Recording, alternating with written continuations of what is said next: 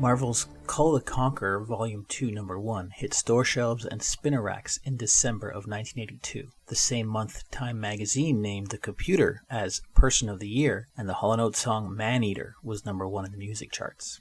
After earthquakes strike Valusia, its king, Kull, decides to rebuild the city as a shining empire. A series of dreadful occurrences unfold when Kull, despite warnings, breaks through a catacomb discovered buried under the city for centuries. Madness, treachery, and war converge upon the kingdom and pushes Kull to the brink. Only an ancient ritual performed within the cursed catacombs can save the city, but will it cost Kull his life?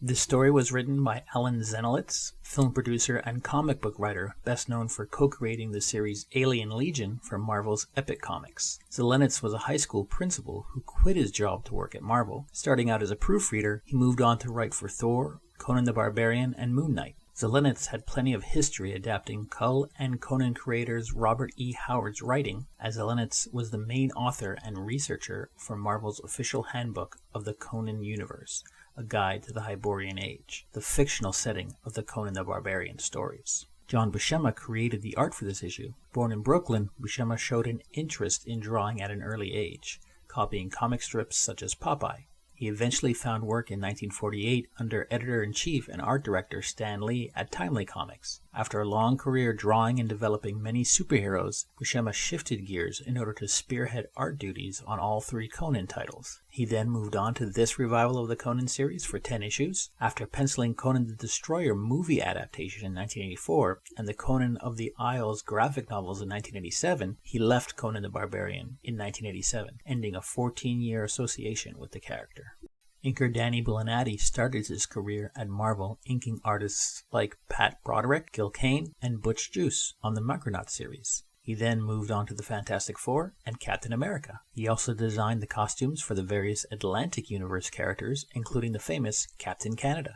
Marie Severin was the colorist on this issue. Severin was the inker on the first Kull series along with her brother John in 1971. Back in 1959, while Severin was at Marvel, her illustrations led Marvel editor-in-chief Stan Lee to assign her to the feature Doctor Strange in Strange Tales. Severin co-created Spider-Woman, designing her original costume, as well as Howard the Duck villain Dr. Bong in 1977. Letterer Janice Chiang began her career freelancing for Marvel Comics. For most of the 80s and part of the 90s, she kept extremely busy, often lettering up to 10 books a month.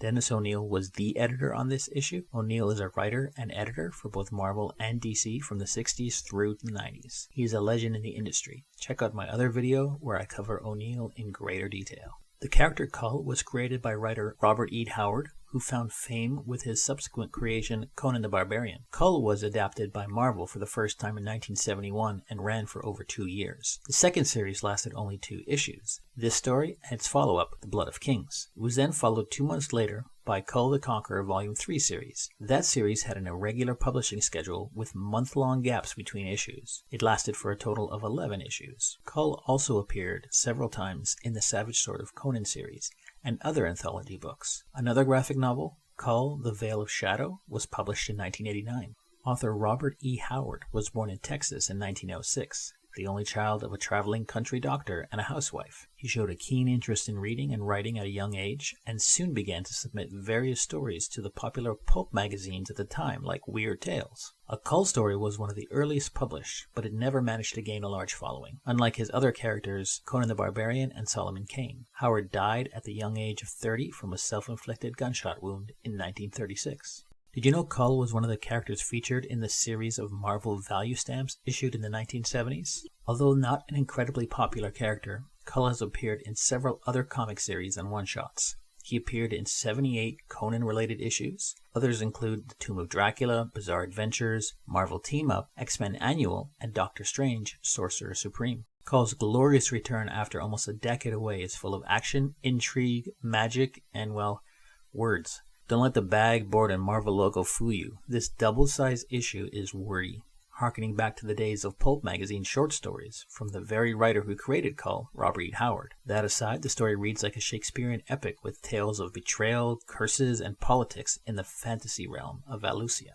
Alan Zelenetz, a noted expert in the writings of Howard, crafts a tale of redemption for our hero, even if his downfall was of his own making. Zelenetz's writing makes us want to root for Kull and the people of Valusia to overcome the various cataclysms that befall them. Kull is portrayed as a more tempered king than Howard's other creation, Conan the Barbarian. He is often portrayed deep in thought and driven to purpose in an effort to prove himself to his people. John Buscema's work is excellent in this issue. At this point in his career, he had moved on from capes and tights and was working solely on Conan or Conan-related titles. Marie Severin, who had penciled the original Kull in the 1970s, returns to this series as colorist on this issue. She creates a vibrant and colorful world with hues of green, purple, red, and blue. While not typically a series I'd read, I picked up this issue in a large lot sale recently, and I am really glad I chose to deep dive into it.